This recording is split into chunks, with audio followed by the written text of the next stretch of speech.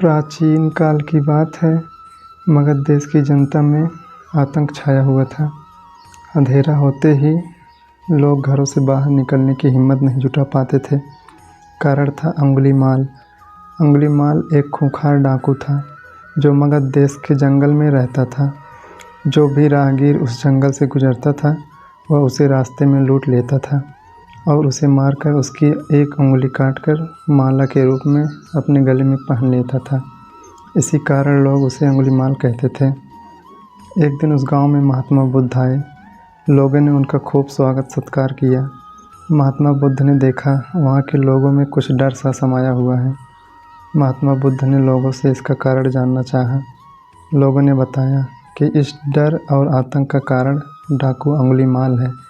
वह निरपराध राहगीरों की हत्या कर देता है।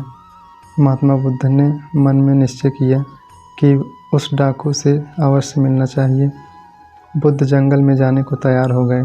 लोग गांव वालों ने उन्हें बहुत रोका क्योंकि वे जानते थे कि अंगुलीमाल के सामने से बच पाना मुश्किल ही नहीं असंभव भी है।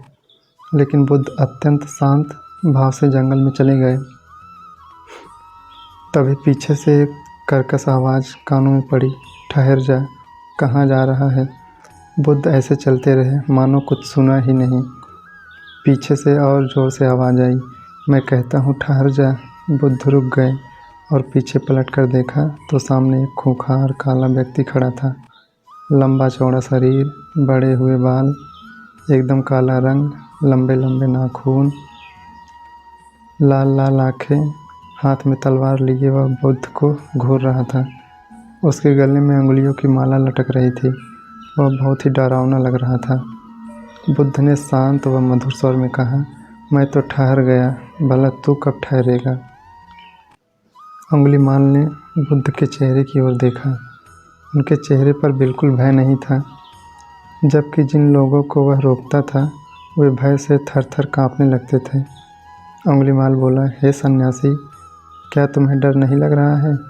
देखो मैंने कितने लोगों को मारकर उनकी उंगलियों की माला पहन रखी है।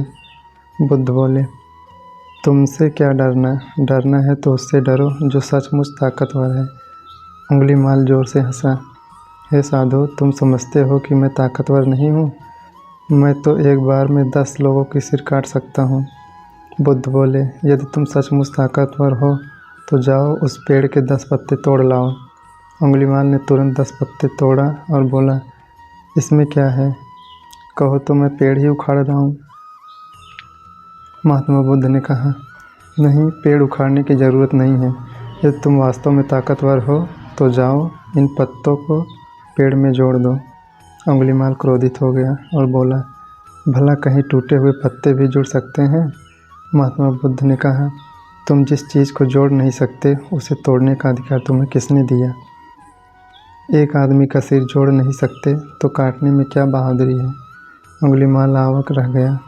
वह महात्मा बुद्ध की बातों को सुनता रहा। एक अनजानी शक्ति ने उसके हृदय को बदल दिया।